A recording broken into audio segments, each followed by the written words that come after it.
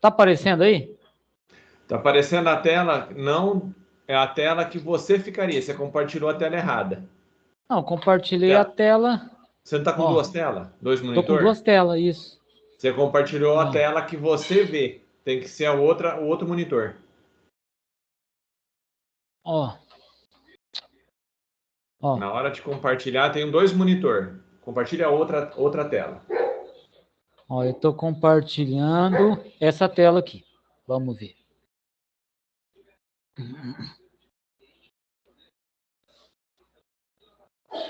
Tá aparecendo aí? Tá aparecendo no Windows. Então, beleza. Apresenta, Ó, vamos ver o que vai acontecer. tá aparecendo aqui? Tá o PowerPoint. É. Certo, então beleza. E Isso, agora, agora tá. agora deixa eu fechar essa janela. Ah, tá sim, pra mim tá certo. Beleza. Tá aparecendo aí agora? Tá. Posso começar então? Pode, manda bala. Então, pera, deixa eu puxar a colinha para cá. Boa noite, pessoal. Meu nome é Eberson, para quem não me conhece, e eu vou apresentar o protocolo NTP, o algoritmo NTP. Tá. Vamos lá.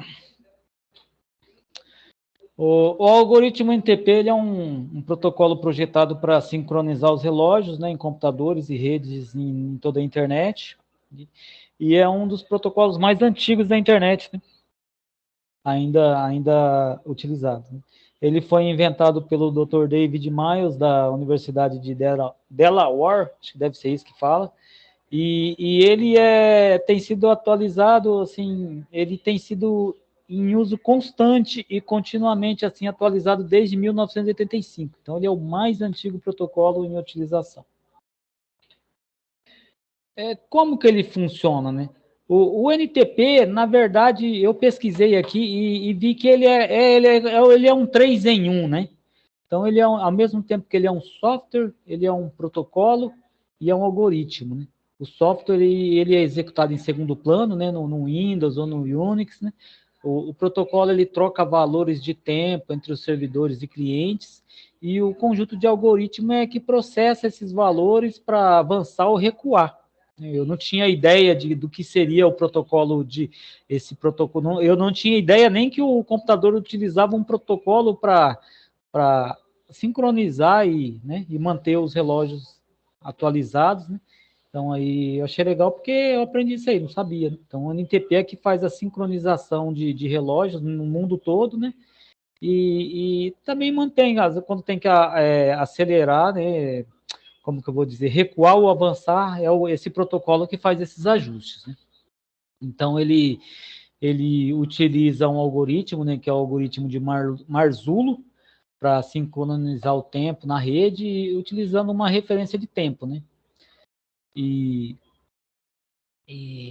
Porque mesmo que as redes possam ser sincronizadas com relógios internos, né, ou referências, é muito assim recomendado que utilize assim uma referência de tempo externa, né?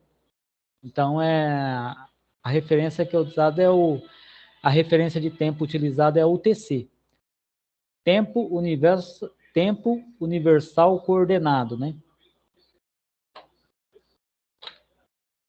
Quais são as vantagens de se utilizar esse sistema, né? A sincronização de tempo precisa de dispositivos, né? Em milésimos de segundo um do outro. A sincronização de tempo através de vários fusos horários, né? E, por fim, não é necessário, né, instalar nenhum outro software, mas basta realizar algumas configurações simples. Né?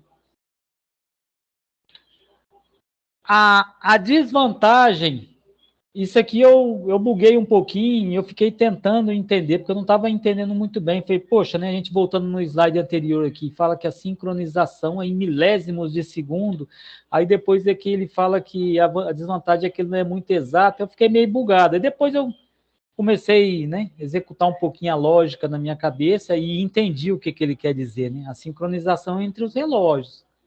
Então, um relógio, por exemplo, que tem um fuso horário lá na China, acho que é 23, 24 horas de diferença, ele é sincronizado daqui do Brasil com lá, mas o horário pode sofrer alterações, né? Então, a sincronização é praticamente 100%, né? Vamos dizer assim.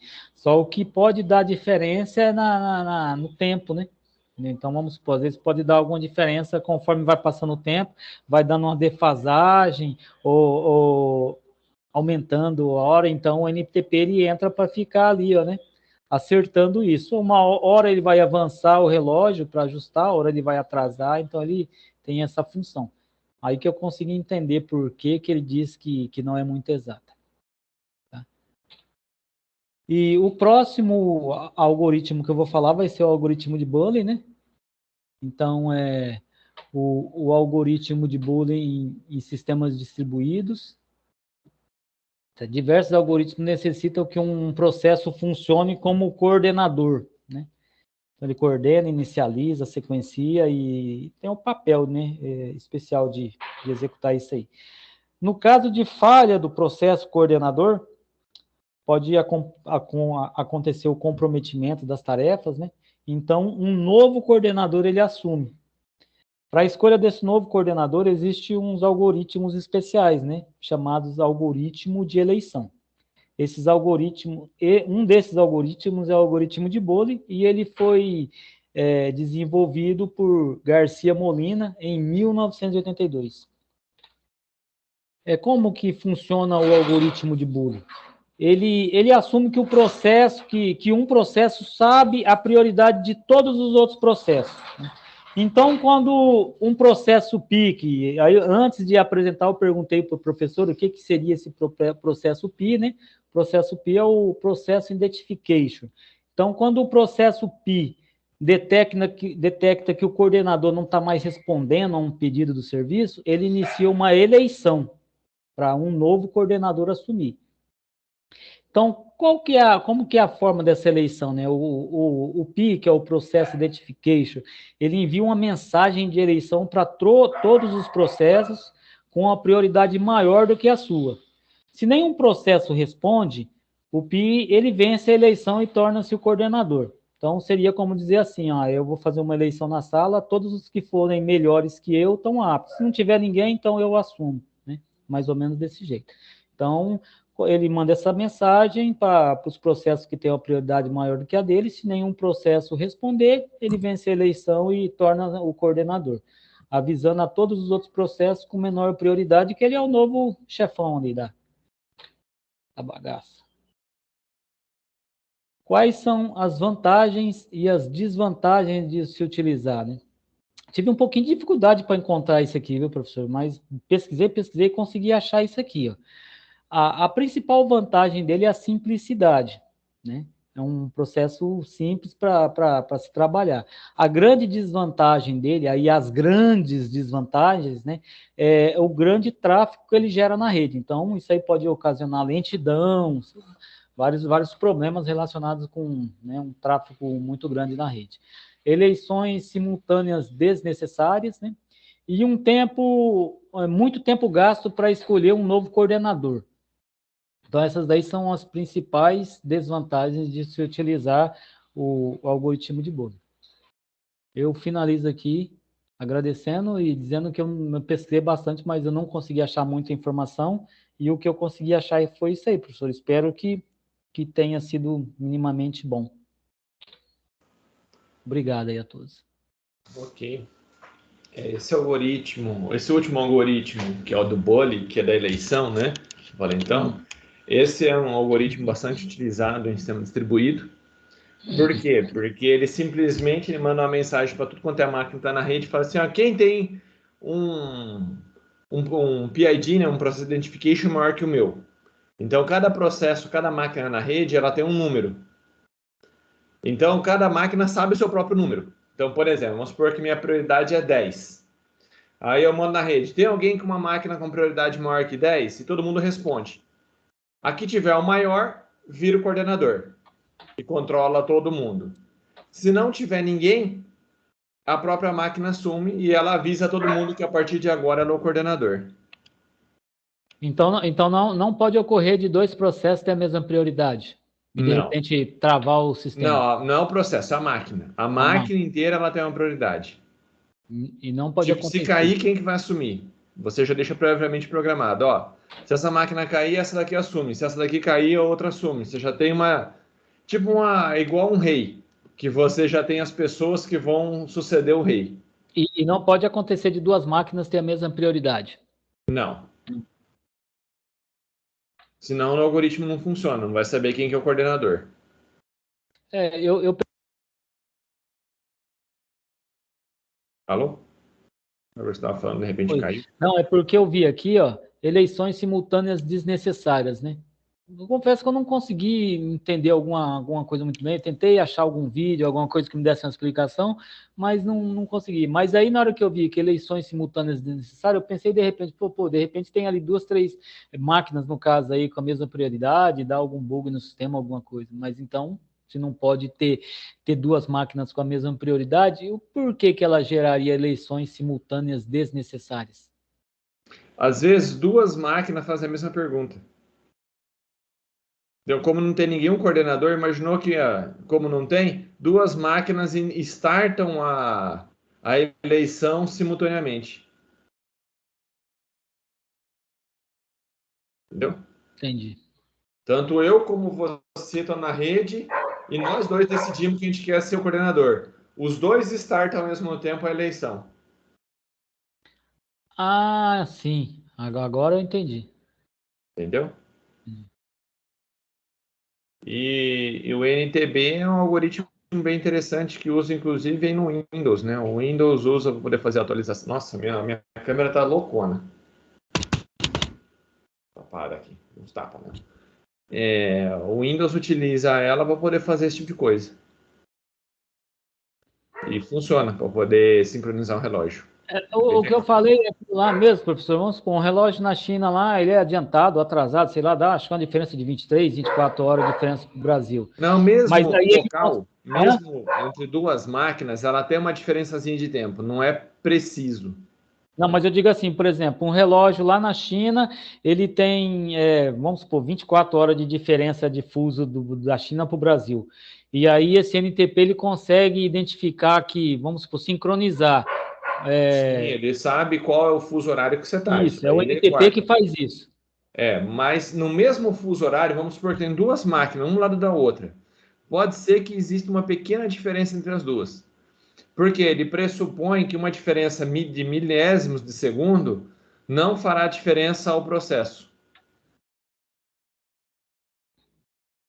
Mas se a Entendeu? diferença for muito grande, Aí ele sincroniza. Se a diferença é muito pequena, não é relevante.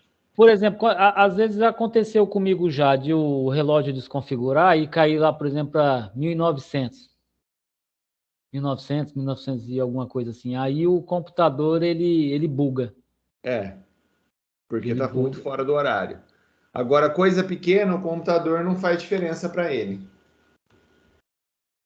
É porque já aconteceu comigo, acho que umas duas ou três vezes, do relógio tá errado, totalmente errado, cai para 1900, se eu não me engano. Aí o computador, tipo assim, ele buga e enquanto eu não corrijo a hora e a data, ele não funciona. Ele trava. É o É, NTP que faz esse gerenciamento também. é. Enquanto você não startar ele, não fizer, não funciona. Ele dá, eu não lembro, faz tempo que não acontece comigo, mas ele dá uma mensagem lá que o relógio tá a data, tem que corrigir a Está data, fora, alguma está coisa assim. desincronizado, ou está fora da data padrão, uma coisa assim. Isso, é uma mensagem relacionada à data, enquanto não vai lá corrigir, o computador não funciona. Exato. Continua. É isso daí mesmo. Todos entenderam?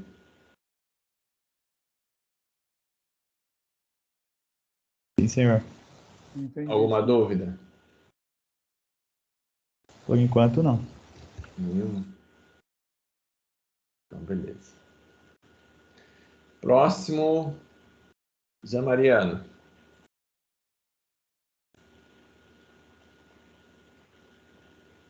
Sou eu mesmo? Yes! Tu mesmo. Então, vamos lá.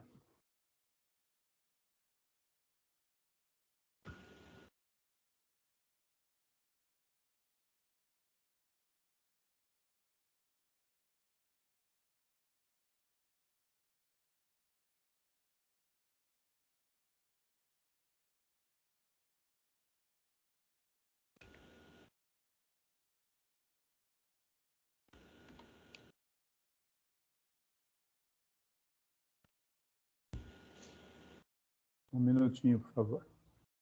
Sem problema. Nós não vamos a lugar nenhum.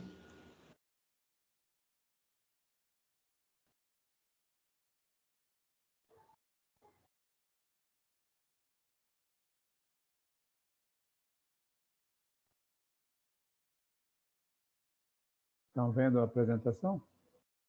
Tô. Ok. Então, boa noite a todos. A apresentação da minha responsabilidade é sobre o algoritmo exclusão mútua e relógios vetoriais. No algoritmo de exclusão mútua, eu consegui achar duas datas. Não sei se essas pessoas aqui são os criadores, mas eu entendi que eram pessoas que fizeram o levantamento sobre o algoritmo de exclusão mútua. E o mais relevante é o do Velasquez, em 1993. Esse do Saxena e Rai é de 2003. Eu não entendi se é a data que ele foi criado ou é a data que foi feito o levantamento por essas pessoas. Bom, no sistemas distribuídos, existe um problema, recursos que não podem ser usados simultaneamente por diversos processos. Aí, quando acontece isso, é preciso ter um acesso exclusivo, né, pelo sistema. O sistema deve dar um acesso exclusivo. E essa exclusividade é conhecida como exclusão mútua. A exclusão mútua, ela tem, na sua classificação, duas categorias. Uma que é baseada em ficha. Essa ficha seria uma mensagem especial entre os processos. Então, cada ficha é única e quem tiver o poder da ficha tem acesso ao recurso compartilhado. Essa ficha ela segue adiante ao final do uso para o próximo processo. E essa ficha ela é dispensada pelo processo que não tiver interesse em utilizar o recurso. Então, ele passa adiante também, ele passa para o próximo. Quais as vantagens dessa categoria aí de baseados em ficha? Ele evita a inanição, né? Quer dizer, garante que acesso ao recurso para todos os processos e evita os deadlocks também. São vários processos esperando uns pelos outros para prosseguir. Então, essa é algumas vantagens do processo baseado em ficha. E desvantagem, falha no processo, a ficha se perde, e é muito complicado recriar, né, ou criar uma nova ficha, se tratando, inclusive, de ficha única, né? O sistema tem que fazer um procedimento bem difícil para poder acontecer isso. A outra categoria é baseada em permissão. E o processo solicita permissão aos demais processos para acesso ao recurso. Então, existem modos de permissão. E esses modos de permissão, eles são definidos pelos algoritmos. Então, algoritmo centralizado, algoritmo descentralizado, algoritmo distribuído e algoritmo token ring. No caso aqui dessas apresentações, professor, eu estava olhando a lista, aí eu percebi assim, que eu precisava fazer um sincronismo, né, do que eu tinha que falar, porque o distribuído era o único que não estava na lista lá. Agora, o centralizado teria lá na lista para ser apresentado, mas que não tinha proprietário. O descentralizado, acho que é a mesma coisa. Agora, o token ring parece que tem uma pessoa que vai apresentar. Então, eu entendi que, dentro dessa exclusão mútua, eu falaria desse algoritmo distribuído que ele não estava especificado na lista lá, tá bom? Então, seguindo aqui, Ok.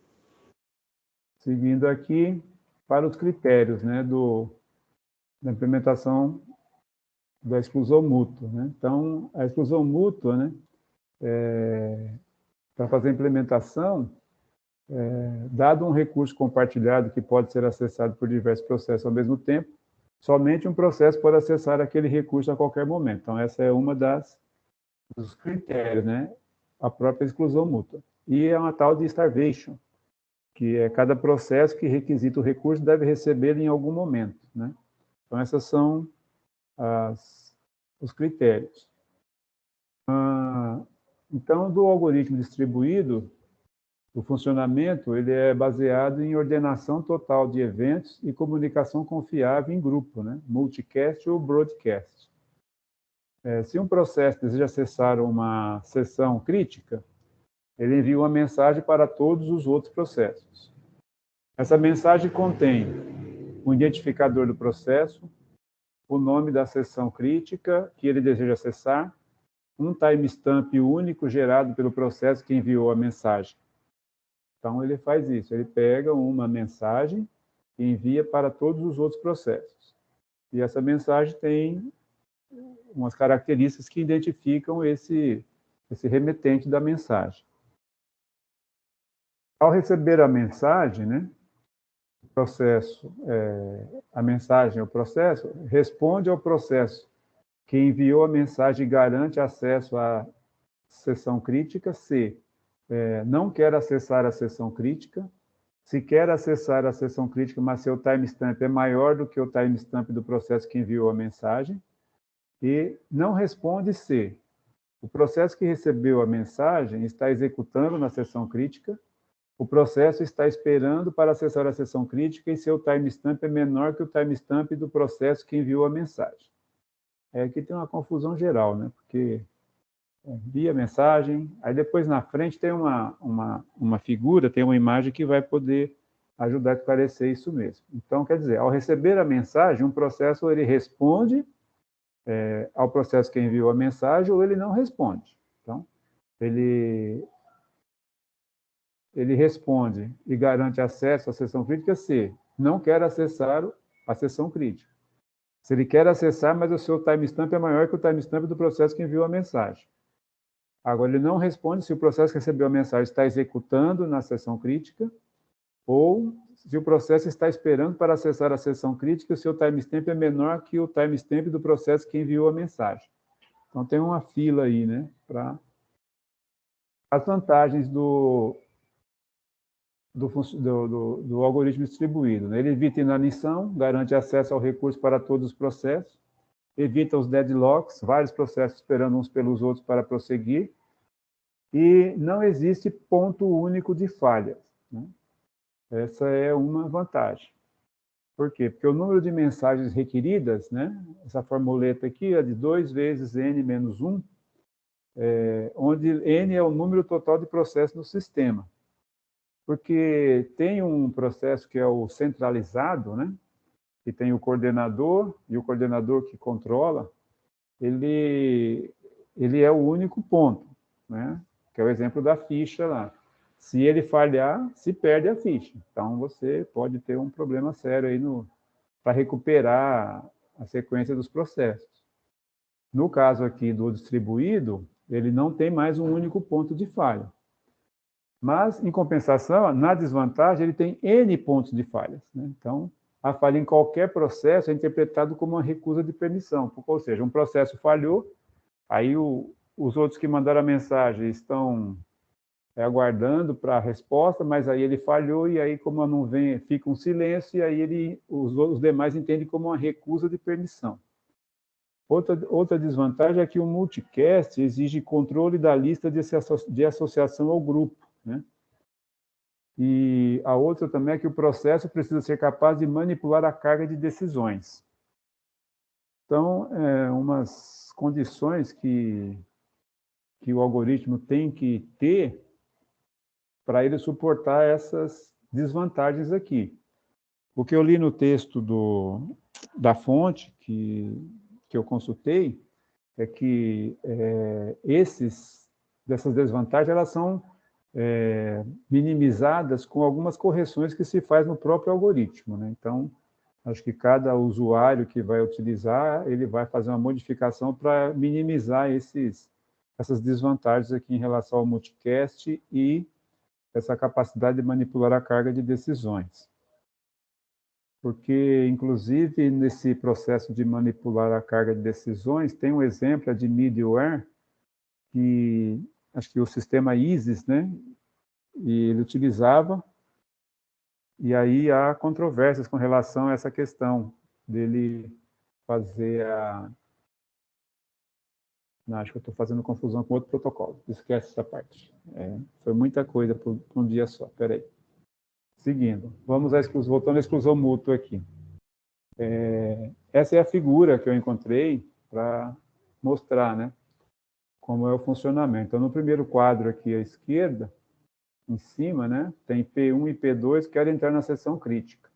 Só que na seção crítica já tem o P4. Ele já está lá usando a seção crítica. E o timestamp do P1 é 6. E o timestamp do P2 é 4. O P3 não está interessado em acessar nada. Então, ele está aí quietinho aí no canto dele. Aí, após as mensagens chegarem, o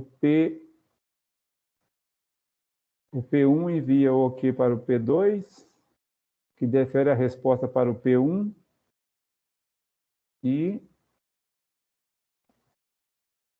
responde a P1 e P2, defere resposta para P1 e P2, o P4, aí o P4 já está saindo da sessão, que ele terminou o processo. Aí quem vai entrar na sessão crítica agora? O P2, porque ele tem o menor timestamp. E depois que o P2 fizer o processo, ele libera para o P1 fazer a atividade que ele tem para fazer, entrar na sessão crítica. Tá? Essa foi a figura que eu consegui entender um pouco melhor como é que funciona. Porque só nas letras não dá para entender, não. E aí, por que exclusão mútua? Né? Porque à medida que ele vai executando, ele vai se auto-excluindo da sessão crítica, que é onde está sendo feito o processo. Espero que eu não tenha feito confusão com o outro agora. Do relógio vetorial, eu achei uma data de referência aqui, 1988, com Matten e Fidget. Não sei se é assim que pronuncia, mas foi a data que eu achei. E, no questão do relógio vetorial, fazendo uma analogia com um problema que ocorria com o algoritmo de Laporte, né, que um colega deve falar aí depois, porque no algoritmo de Laporte ele pede informações de vários ordenamentos válidos por usar inteiros simples para marcar o tempo. E isso, para algumas situações, ele não é suficiente, né? Porque ele faz uma ordenação, mas ele faz uma ordenação completa. E, às vezes, a necessidade de acesso a ordenações parciais possíveis. Então, por exemplo, em estados globais acessados em recuperação de falhas, é preciso acessar uma situação específica, que eles nomeiam de casualidade, né? Então, se tem uma casualidade entre dois momentos, o de Laporte não consegue fazer esse sincronismo. Aí utiliza-se o algoritmo de relógios vetoriais. Para esse algoritmo aqui, eu tive uma dificuldade bem grande, porque eu não encontrei tanto material. No livro tem até uma explicação bem detalhada, mas não tem muitas figuras, né, para ajudar.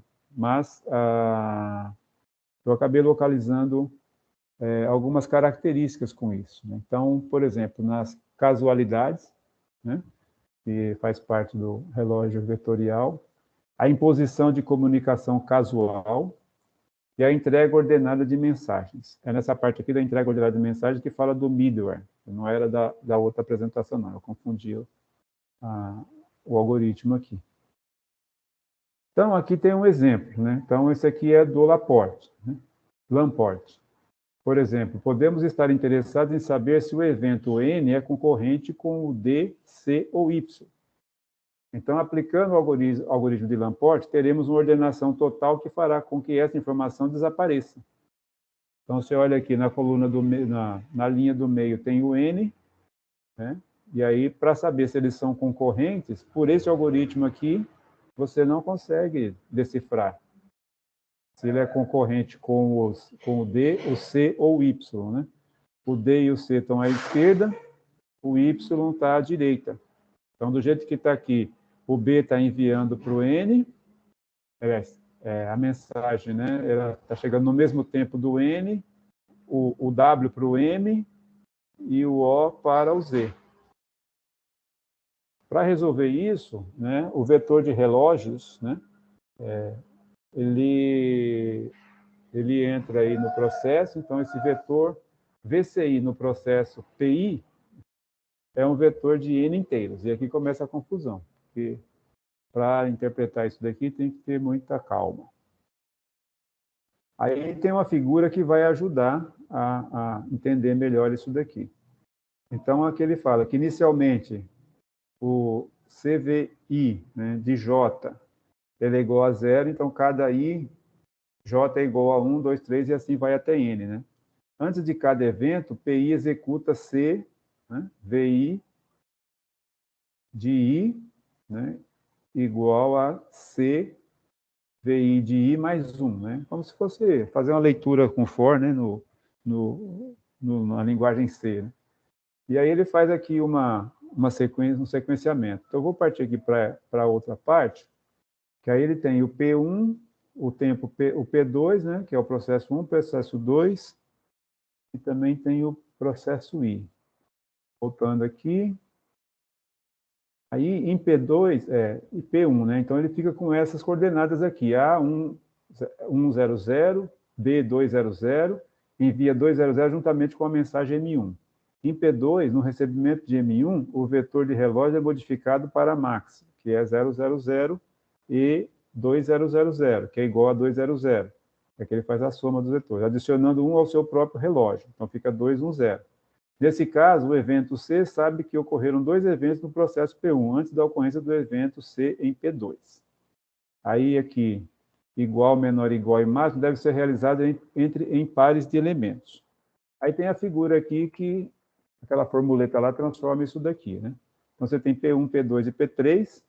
Aí, o B, ele chega aqui no P2, no ponto C, e o M1, né? Ele chega no P2, no ponto C, e sai do P2 no ponto D e chega no P3 no ponto F aqui, né? Que aí ele vai fazendo, e essa linha aqui é o tempo físico, tá bom? Aí, evento C e eventos são concorrentes, então nem VC de E é menor ou igual a VC de C, nem VC de C é menor ou igual a VC de E.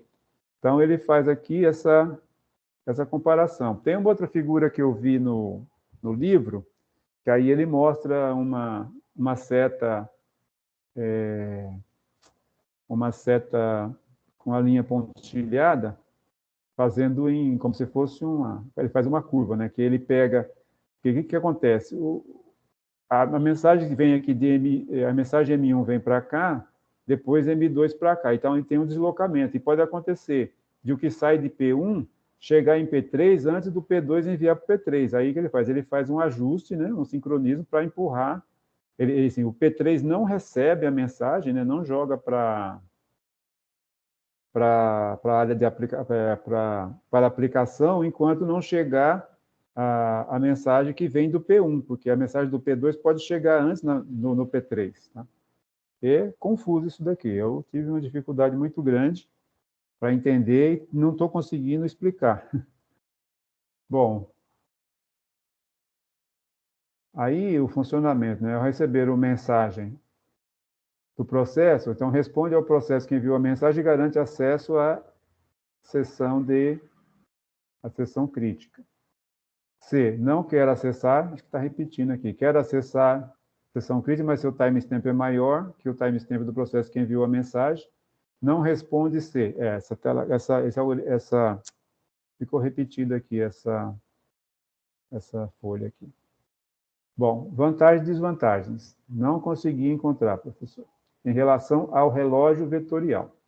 O que eu li é que, por exemplo, essa questão do multicast, que o processo ele tem que ter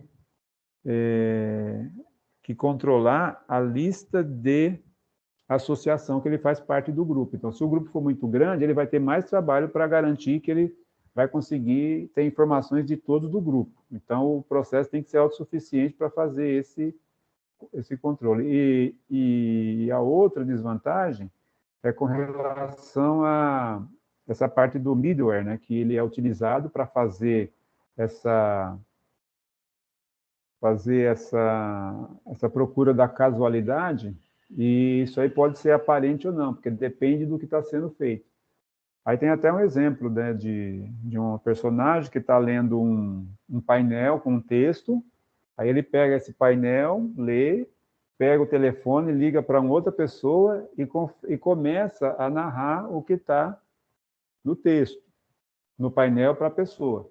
E a pessoa do outro lado está anotando, segundo o que ele está entendendo, e aí, entre essas duas informações, a que está no painel e a que a pessoa que recebeu anotou, pode ter uma casualidade, só que isso pode ser aparente ou não.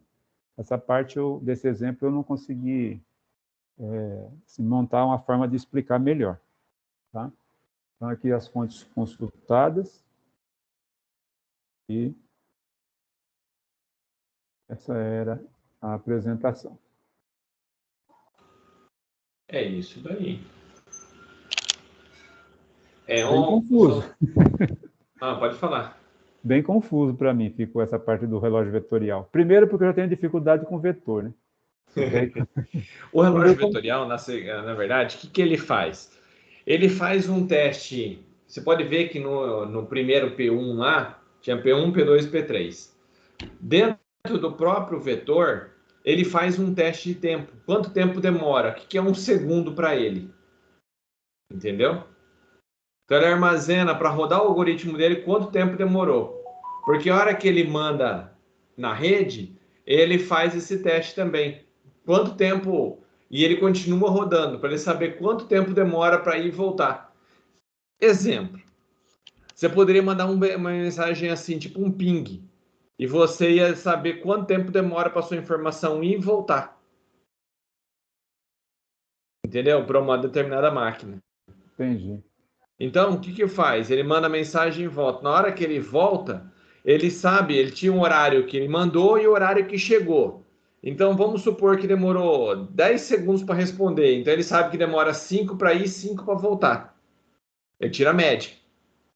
Então, qual que vai ser o horário? É o horário que você tinha mais a média. E aí ele faz a compensação com a outra parte que vai, quer dizer, com o próximo envio. Exato. Vai compensando. Entendi. Mas é interessante, é um algoritmo bem interessante. Eu vi que ele é muito utilizado, né, pelo que eu percebi. Uhum. Porque as máquinas, é um problema grave, é o problema de sincronização. E é complicado você conseguir dar um horário e bater certinho. Então, esse é um dos algoritmos interessantes, que você armazena o tempo que demora na máquina. Esse tempo de comunicação, você pode ver que é um vetor, ele armazena o último número. Então, ele tinha um número, aí ele faz um teste, roda o algoritmo, descobre quanto tempo demora, e com ele manda junto. Pode falar, Lucas.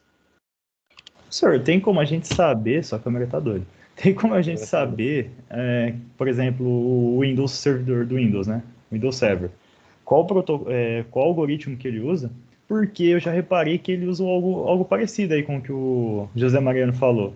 Eu só não sei se é o mesmo, né? Ou se eles têm um próprio deles, não sei. É só olhar lá no Microsoft, não sei. Ah, entendi. Teria que dar uma procurada para saber qual algoritmo que eles usam na sincronização do relógio do sistema. Entendi, tranquilo. Mas é bem parecido com esse daí. Ele tem um relógio global, ele manda o horário que você está agora e manda para lá. Lá ele responde com o mesmo horário, o horário que a máquina tem. Então, como ele sabe o tempo que foi, por exemplo, estava às 2 horas. Aí ele responde, ó, são 4 horas. O relógio aqui responde, que horas são? 4 horas. Só que ele chega aqui, quanto tempo demorou para chegar às 4 horas aqui? Ó? A mensagem demorou 10 segundos.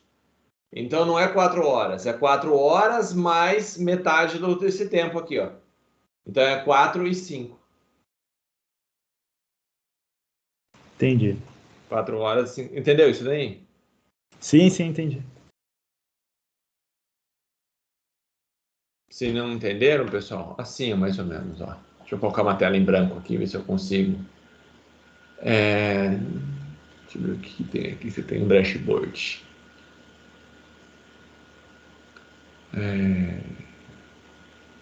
Aqui. Vou ver se vai dar certo aqui.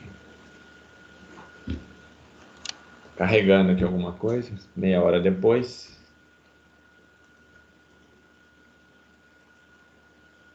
Nossa.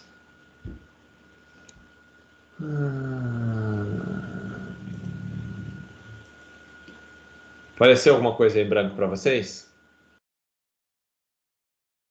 Apareceu. Para mim, sim. Então, beleza. Então, como que é a ideia do sistema? Você tem aqui uma linha do tempo. Ó. Bem, o tempo está correndo para cá. Aqui você tem uma máquina 1, que é saber o horário. Máquina 1. E aqui tem um servidor. Aí a máquina 1 olha o horário dela. O horário dela é meio-dia. Provavelmente esse relógio aqui está atrasado. Tudo bem? Aí ele manda uma mensagem para o servidor. Na hora que ele manda, ele fica olhando quanto tempo vai demorar para o servidor passar. O servidor, quando recebe a mensagem, ele olha o horário dele atual. Por exemplo, ele fala aqui que é 13 horas. Agora é 13. Ele fala aqui, ó, eu consulto, são 13 horas. Esse relógio está errado. Aí ele manda a resposta de volta. Só que durante isso passou um tempo. Se eu colocar exatamente 13 horas foi aqui, ó. Vai ficar atrasado, concorda? Então vamos supor que daqui até chegar aqui, passaram-se 10 segundos. 10 segundos, tudo bem? Entre ele ir, mandar a mensagem e voltar. Então, a hora que ele chega aqui, 13 horas, ele sabe que passou 10 segundos. Eram 13. Demorou 10 segundos, então, para ir e voltar demorou 10 segundos. Então, foi 5 segundos aqui, vamos tirar uma média. 5 segundos em cima, 5 segundos embaixo, concorda? Entre o tempo, 5 segundos para ir, Sim. 5 segundos para voltar. Então, qual que é essa hora aqui, ó? 13 horas e 5 segundos.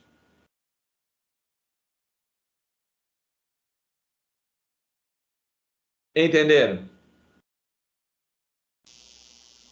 Deu para entender sim. Professor, no meu algoritmo que eu vi aqui tem um exemplo bem parecido com esse. Será que faz bem parecido também as coisas? Funciona quase igual? A maior parte funciona, são cópia um do outro. Inclusive, eu ia ver se você me ajuda a explicar ele, aliás, porque eu só vi videoaula em espanhol, eu não consegui entender, eu não quero arriscar muito não, por isso que eu pedi mais tempo.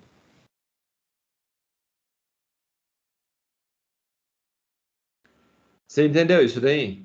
Como é que ele Sim, eu coloca entendi. um tempo a mais? Ah, mas professor, demorou mais. Aqui foi 7 segundos para ir e 3 para voltar. Ele não tem essa média. Entendeu? Ele pode executar isso aqui várias vezes ao longo do dia e vai sincronizando cada vez mais. Entendi. Entendeu? Não precisa estar exatamente. Por exemplo, se voltou e demorou 3, então não seria 13 horas e 5 segundos, seria 13 horas e 3 segundos, que é o tempo que demorou desse período até ele voltar. Não dá para saber exatamente, porque ele calcula a média, o tempo médio para a mensagem ir e voltar. Legal, professor. Entendi. Entendeu? Sim. Alguma dúvida, pessoal?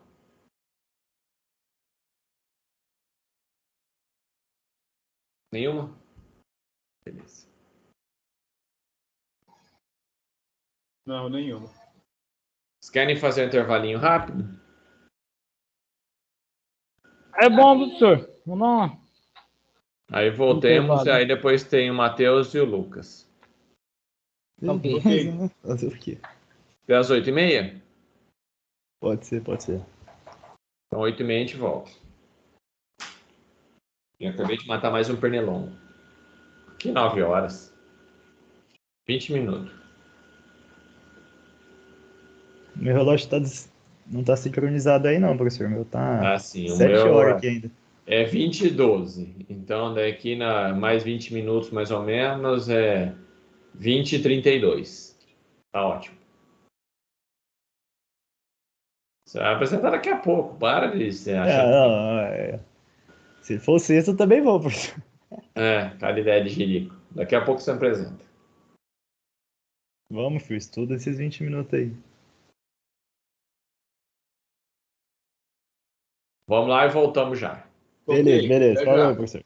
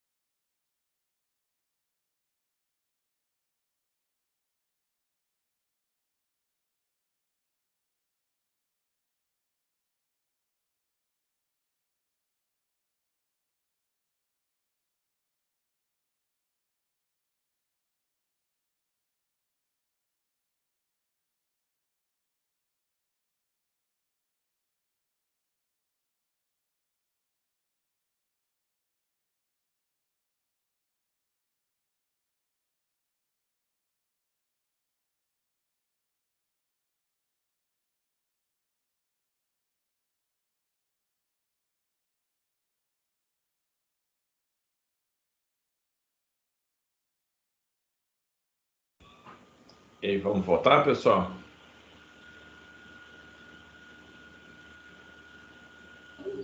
Tô aqui, professor. Tô de volta. Agora é o Lucas e o Matheus. Vamos embora. Você pode fazer para o ímpar aí, vocês dois. E os pernilongos aí, Renato? Subiram? Puta. Ô, tá foda. A hora que eu tava... Empresta um pouquinho desse raid aí, professor. Hã? Empresta um pouquinho desse raid aí pra mim, porque... Rapaz, eu tava terminando aquela aula para ir pro intervalo, o pernilongo já tava picando minha perna aqui de novo. Eu matei um, mas não sei se tem mais agora. Eu acho que vai ter mais, não é possível. Professor, acho que Tem você tem que bastante. pausar a aula então, professor. Pernilongo enchendo o saco aí, cara. Pronto para ver a Não. apresentação do Lucas. Vai, vocês podem solucionar. Ah, Matheus, se você querer um tempinho, eu faço, cara. Mas, professor, eu já vou pedir um Olha, pouco de desculpa, espero. vai ser curto, cara. Para de ficar chorão. Não, eu vou interagir aí com você. Se querer me ajudar depois, eu vou interagir, não tem problema nenhum. É que eu fiquei meio sem conteúdo. Mas vamos lá. Eu faço então. Vai lá.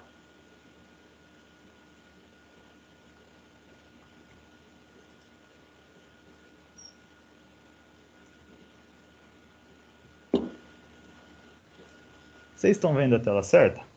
Do Essa, algoritmo marcando de aqui. sincronização. Sim. Isso, vamos lá. Então, deixa eu me ajustar aqui. Deixa eu minimizar isso. Então, pessoal, boa noite. Meu nome é Lucas, né? Vocês já me conhecem. Vou apresentar um pouquinho aí sobre os algoritmos de sincronização. Como eu havia informado um pouquinho antes, eu tive um pouquinho de dificuldade em encontrar o conteúdo, encontrei mais em espanhol, mas eu vou tentar aí explicar para vocês o que eu consegui entender, né? E espero que vale a intenção. O primeiro algoritmo que eu vou falar é o algoritmo de Christian, né? Que ele é um sistema assíncrono, que trabalha em cima do UTC, que para quem não sabe, o UTC, né, é o tempo universal coordenado. Essa seria a tradução em português. E a ideia dele é corrigir o relógio do cliente, né, em cima desse relógio UTC. Então, basicamente, ele pressupõe que uma das máquinas dentro de um sistema distribuído, né, que ele acessa um sistema Aliás, ele acessa um serviço de informações de hora atômica, ele faz uma máquina virar um servidor de tempo para que ele consiga corrigir o relógio das demais máquinas, né? E esse algoritmo ele pretende resolver dois problemas. O principal deles é a distorção de cada máquina com o tempo do servidor, né? Já que os mecanismos que a gente utiliza não é tão preciso. Então a gente sabe ali que pode ocorrer uma diferença de segundos, minutos. Opa! Só um minutinho. Pode ocorrer uma diferencinha ali de minutos e segundos e vai acabar ali atrapalhando na sincronização. O outro problema que ele pretende corrigir é a comunicação entre essas máquinas, né? Porque a gente sabe que são exigidas um certo tempo de resposta devido ao hardware do equipamento que a gente está utilizando ou os meios que interligam, né? Como por exemplo a internet, dependendo do sistema. Sendo assim, esse algoritmo ele propõe uma adoção de alguns ajustes que leva em consideração a diferença de tempo verificada entre as máquinas depois dele percorrer o último ajuste entre elas. E esse algoritmo também faz a média ajustada dos tempos necessários entre as comunicações das máquinas. Essa foi a imagem que eu consegui encontrar, só que eu não vou arriscar muito a falar sobre ela porque eu vi em espanhol. E eu também não conheço esses termos que eles estão utilizando aqui. Tá? Então, posteriormente, se alguém querer fazer alguma pergunta, eu até tento explicar, mas a princípio eu não vou comentar sobre ela. Outro algoritmo que eu vou fazer, que eu vou falar um pouquinho, é o algoritmo de Berkeley, que ele já é um pouquinho mais fácil de explicar, eu achei interessante, e inclusive encontrei conteúdo em português. Ele é um servidor responsável, né, por coordenar o ajuste de relógio dentro de um sistema. Então, vale a pena lembrar que esse algoritmo ele não tem um relógio de referência. Então, lá no de cima, no de Christian, a gente utiliza o TC, Esse não, ele usa o próprio interno mesmo. Então, o que ele faz? Basicamente, ele consulta todas as máquinas de um sistema e sai perguntando para elas, né? Qual que é o tempo, qual que é a hora que vocês estão marcando aí.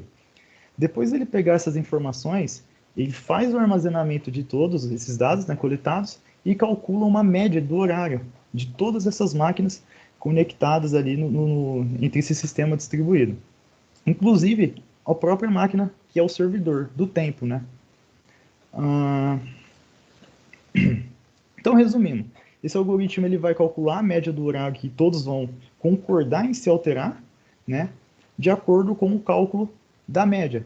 Então, ele vai falar ali para as máquinas qual que é o horário que eles devem se ajustar e todas elas vão se corrigir. Que nem eu havia falado também, o próprio servidor, ele também pode sofrer alterações, né? Porque ele não tem uma base. Então, ele pega a base de todas as máquinas e forma uma média. Esse aqui eu vou tentar explicar um pouquinho para vocês, porque eu acho que eu entendi e ficou meio claro. Então, como funciona aqui? Ó? Deixa eu só apontar o laser. Ó, nessa primeira parte aqui, está escrito pedido. Esse primeiro quadradinho aqui seria o servidor do tempo, né? Então, a gente está trabalhando ali, vamos falar que é 3 horas da manhã. Vamos falar que esse horário é 3 horas da manhã. E ele tem duas máquinas interligadas dentro desse servidor do tempo. A máquina 1, ela está falando ali, né, na consulta periódica que ele faz, o servidor faz, ele está perguntando para a máquina 1 e ela está retornando que ela está com um horário de 2 horas e 50 minutos. A máquina 2, ele está fazendo o retorno de 3 horas e 25 minutos. E o servidor ele se autoconsulta. Então ele pergunta para ele mesmo e está retornando que ele está com 3 horas. Nesse mesmo tempo, ele está falando que tem que seguir a média de 3 horas, né? É assim que ele consegue decifrar o tempo de diferença entre o servidor do tempo. Então aqui a máquina 1 ela retorna para o servidor e fala, olha, eu estou com menos 10 minutos, né, de diferença de você. E a máquina 2 ela fala, olha, eu estou 25 minutos à frente do seu tempo. E o servidor se autoconsultando, ele retorna que está zero, ele está ok, né? De acordo com esses dados que foram retornados das máquinas que ele foi coletado, né, ele consegue fazer uma média do tempo. Então, se aqui está menos 10 e aqui mais 25 e aqui 0, 25 menos 10, 15, 15 mais 0, 15. Ou seja, a média dele vai ser 15 dividido por 3. 15 dividido por 3, a gente chega na média de 5 minutos, né? Que é a diferença entre as máquinas comparado ao servidor. O que o servidor faz? Ele vai autoajustar o seu horário, então ele passa de 3 horas a ser 3 horas e 5 minutos, e soma 15 minutos na máquina 1, aliás, ele manda o comando, né, de ajuste de 15 minutos para a máquina 1, para ela chegar ao valor correspondente, né, que ela era 2,50, passa a ser 3 horas e 5 minutos. E a máquina 2, ele pede para retroceder 20 minutos, para que assim ele consiga chegar na nova média que foi encontrada ali, com base em todas as máquinas dentro do sistema distribuído. E bom, essa é a minha apresentação. Se alguém tiver alguma dúvida, estou à disposição para tentar responder.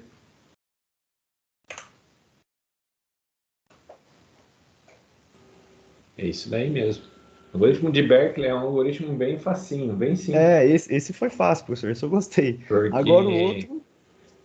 O algoritmo de Berkeley não tem um horário.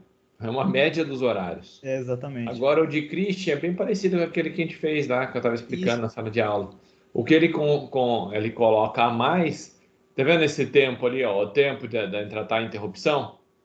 Ele calcula isso daqui, ele desconsidera esse tempo aqui, ó. O tempo que leva entre você chamar e o servidor responder. Ele desconsidera esse tempo. Desconsidera esse tempo. Ah, entendi. E ele Na hora retorna... de calcular a média, não é a média, é a média menos o tempo dele da interrupção. Ah, entendi. Agora sim faz sentido. Entendeu? Desconsidera esse tempo, porque esse tempo aí não faz parte da comunicação. Se você colocar, o relógio fica louco. Verdade, aí vai somar diferente. Dessa forma fica claro. É que eu não entendi, professor, esses MT, MR, eu sei que deve ser alguma coisa matemática, É a né? mensagem de resposta. Tuk-tuk, eu fiquei meio perdido, eu falei, eu não vou arriscar. Na verdade, está em inglês. Message request, esse R de request. Você manda uma mensagem para o servidor perguntando que horas são. Aí Certo. ele vai te mandar uma resposta, message toolkit, que é a resposta do que ele vai fazer. Entendi. Entendeu? Só que nessa resposta você desconsidera esse tempo de tratamento da interrupção, o tempo que levou para o algoritmo descobrir que horas que era. Ele teve que consultar um relógio. Ah, sim, entendi. Por quê? Porque aí ele vai saber exatamente quanto demorou a comunicação. Vai Vamos supor que para ficar. consultar o relógio ele demora 20 minutos. Não demora 20 minutos a mensagem para ir e voltar. Entendi. Ele vai tirar esses 20 minutos e vai deixar só o que realmente importa, né? Aí é o tempo de comunicação. No tempo de comunicação ele tira a média. Ah, tá. Não, agora sim ficou um pouquinho mais claro também do que eu tinha procurado, né? Documentação e tudo que eu li. Uhum. Entendeste? Com certeza. Todos entenderam aí, pessoal? Sim, deu para entender sim. O Lucas deixou a hora de barriga cheia, fez uma apresentação da hora aí, tava aí com. Ah, mas Tá fazendo manha, rapaz. Você fica. é que eu gosto de ter mais informação. Tava meio, achando que tava meio. Aliás, foi fraquinho, né? Foi pouco tempo. Mas é o que eu entendi, pelo menos. Eu tentei passar o que eu entendi para Não, vocês. foi boa apresentação, Boa sim. apresentação. Tava só fazendo um Parabéns, suspense só. Ele fica polemizando. Já ouviu falar em polemizando? É o cara. Ah, tem que chorar um pouquinho, O senão cara não joga a vale. expectativa lá embaixo pra fazer uma apresentação boa. É estômago escuro, cara. Falo nada pra você. Beleza. Posso tirar aqui, pessoal? Pode. Próximo, Matheus. Bom, Vai acabou lá, a aula, Matheusão. gente. Boa noite. Tá.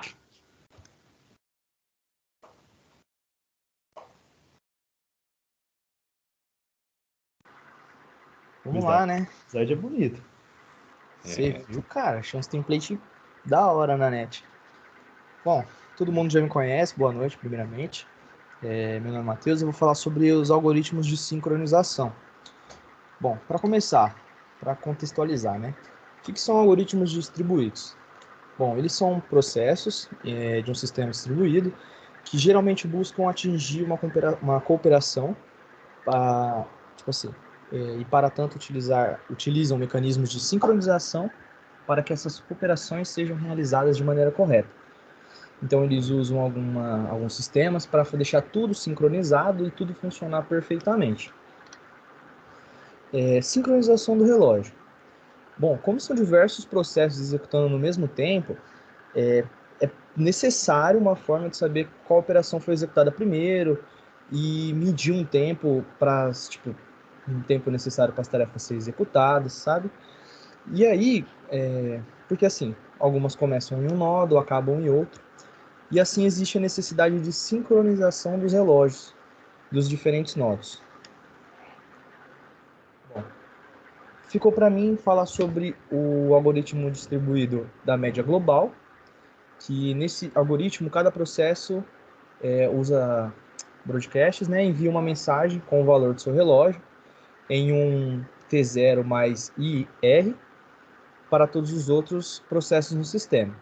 O que é um T0? É um valor combinado no passado, então já é um valor pré-estabelecido. O I representa os intervalos que os processos irão sincronizar os relógios, e o R representa o tamanho do intervalo para a sincronização acontecer. Após fazer o broadcast, o processo espera um intervalo T para receber as mensagens de outros processos para cada mensagem. Peraí, que está na frente. Guarda o tempo local de sua recepção.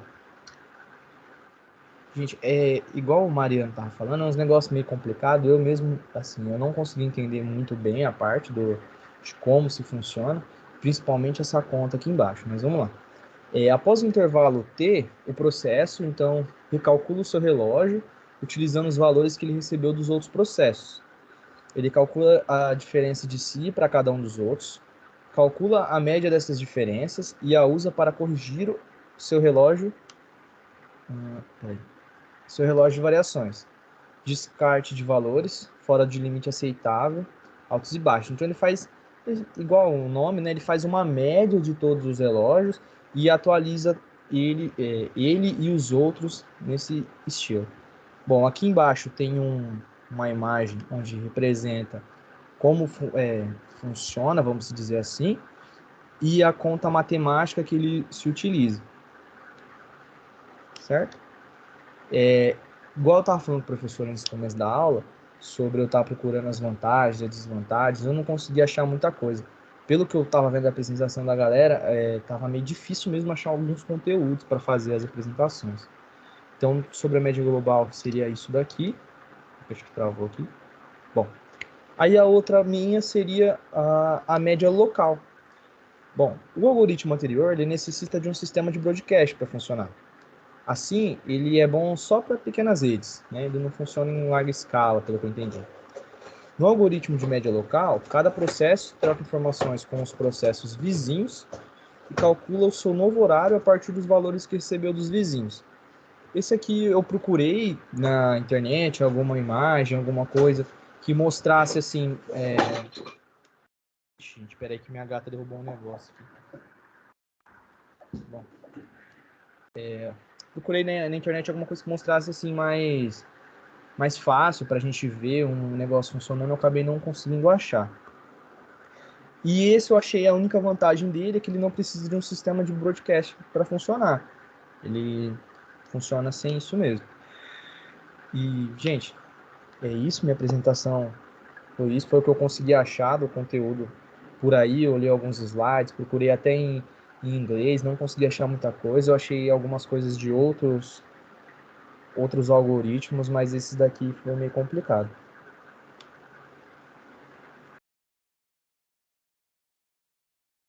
Show, Esse show. daí é assim, ó. Quando você trabalha... desculpa, eu tinha uma pergunta aqui. Pessoal, perguntas? Que bom que ninguém tem uma pergunta, vamos continuar a aula. E Gabriel?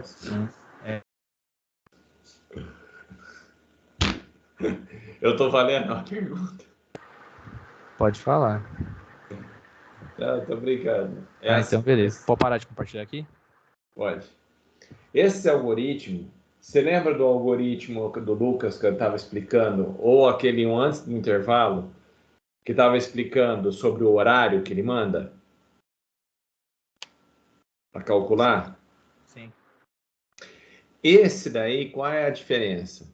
Ele colocou uma mensagem broadcast, então ele não é entre uma máquina e outra.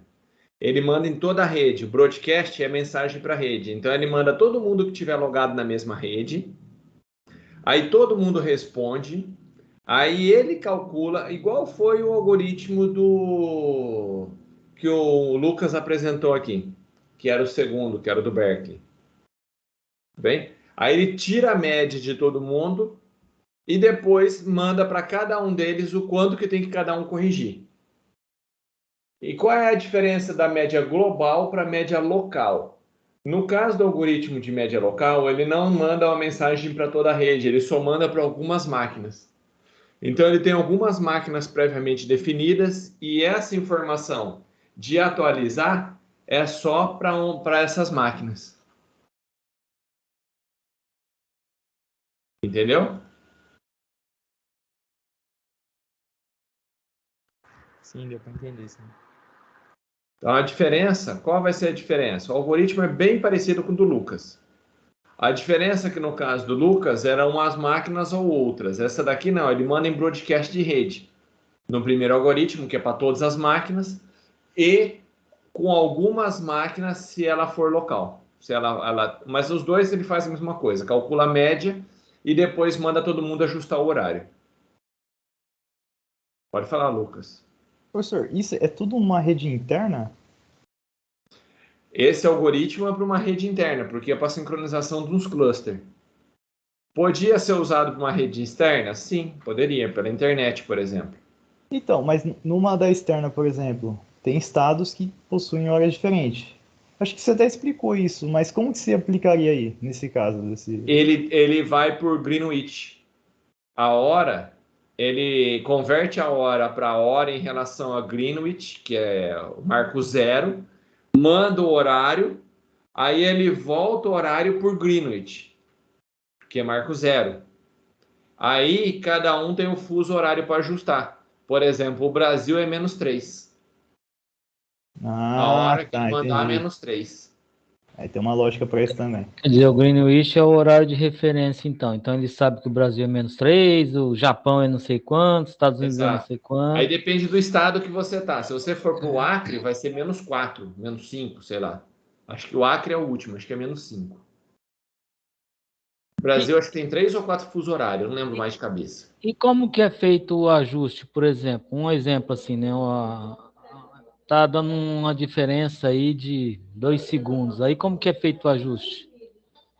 De 2 segundos? Não, um exemplo, só estou dando um exemplo, né? Vamos supor, tá dando uma diferença de 2 segundos. Aí tá 20 horas, 52 minutos e 25 segundos. Mas aí o algoritmo entende que está 2 minutos adiantado. Ele volta esses 2 segundos para trás? Como? Ele volta. Com a máquina assim em funcionamento, ele volta? Ele volta o Mas horário. vamos supor, se eu mando uma mensagem, por exemplo, mando uma mensagem 8 horas, 53 minutos e 15 segundos, né?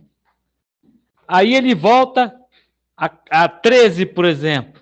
Aquela mensagem não foi mandada 15 segundos? Mas ele mesmo assim, ele volta ao horário, ele calcula a média. Aí a média está negativa, então ele fala assim, ó, volta, recua tanto no tempo. Ou adianta seu horário. Entendeu? Mas não pode Entendeu? dar um bug, não? Não. Igual a gente comentou aquele dia lá sobre um saque, por exemplo. Então imagina que eu vou lá na boca do caixa e faço um saque 8 horas, 53 minutos e 15 segundos. Aí o relógio volta 2 segundos para trás e Não, aí... mas antes de começar a transação, ele sincroniza. Antes de começar, então. Ele nunca vai sincronizar com a operação a Movimento, não. transação. Uma transação, que a hora começa uma transação de saque, já está sincronizado o relógio. Mas não, porque se eu entender a pergunta que eu fiz, vamos supor, eu faço o saque, é lógico que 2 segundos é muito pouco, mas vamos supor, eu faço um saque, aí o relógio voltou 2 segundos para trás, teoricamente aquele saque deixou de existir, né? Exato. Então ele faz a sincronização no início da transação, então. A transação ela já está sincronizada. Quando ela Entendeu. começa a transação, ela já está sincronizada. Justamente para não ter esse problema aí. Entendeu. Exato. Entendeu? Porque senão poderia correr. Que é o que acontecia antigamente. Quando eu estava na minha época de faculdade, acontecia, era bem normal acontecer isso. Telesp acontecia isso direto, Coca-Cola acontecia isso direto, um monte de empresa perdia dinheiro por causa de sincronização errada. Então as companhias aéreas que estavam começando a vender pela internet, vixe, era site que você comprava, vinha errado o pacote, colocava um monte de gente no avião, a hora que ia ver não cabia, aí dava o overbook, que eles chamavam, que era vendia mais do que tinha disponível, aí ia ver, tinha 2, 3 pessoas na mesma poltrona.